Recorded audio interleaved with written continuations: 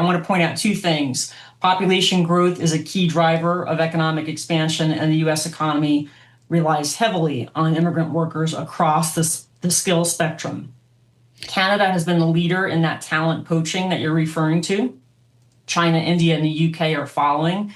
But Canada specifically is spending $1.2 billion in a talent poaching initiative specifically for AI, cybersecurity, biotech, aerospace, and medical research. They're offering a 2-week turnaround, visas that are not employer specific.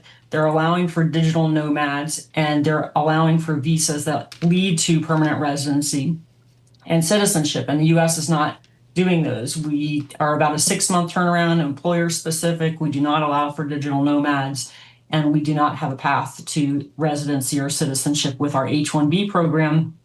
That's being revamped considerably.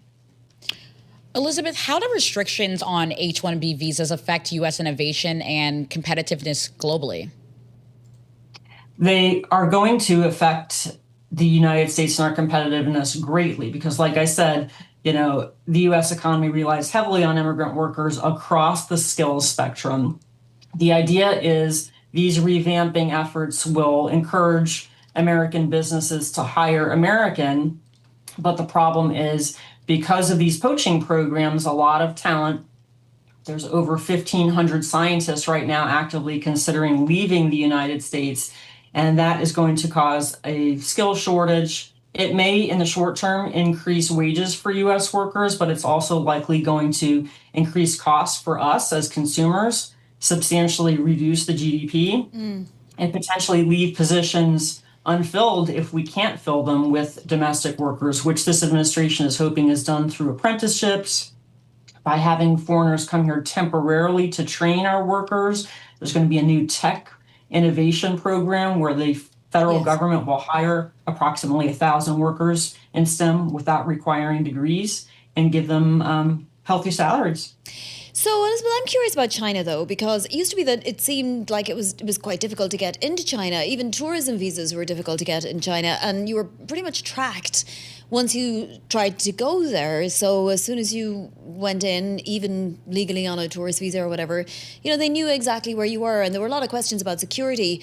So what is China doing to address those concerns, and are they really just freely giving out visas to, competent individuals now?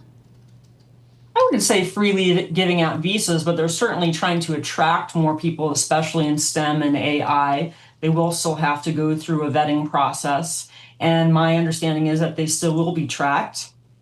Can't use systems like Gmail and that kind of thing once they arrive, but they are still actively poaching that talent and making it lucrative and inviting for people, especially in STEM, to go there. What does this mean for higher education here in the United States, especially as we think about the impact of international students? Well, foreign enrollment is down 17% in the United States. So that is going to affect our innovation and our competitiveness because traditionally foreign students who are educated here stay here. They do H1Bs. And because we're going to be regulating that much more strictly coming next month, that's going to affect American companies interested in hiring that type of talent. And I think we'll see a shortage and a long-term economic downturn because of it. This is affecting a lot of different countries. I mean, STEM professionals out of Nigeria are also having a really tough time. I did want to ask you, though, about the golden visa. Have you seen, data? Are people taking advantage of it? So it is, the regulations for that are very ambiguous right now. I have not had anyone ask me about it or want to look into that.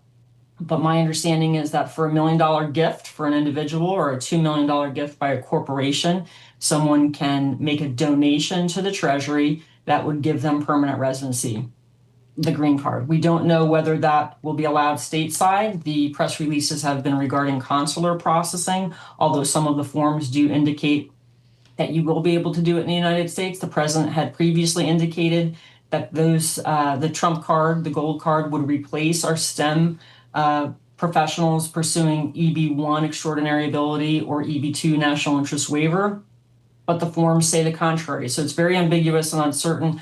I'm not encouraging it yet, at least until we have more information.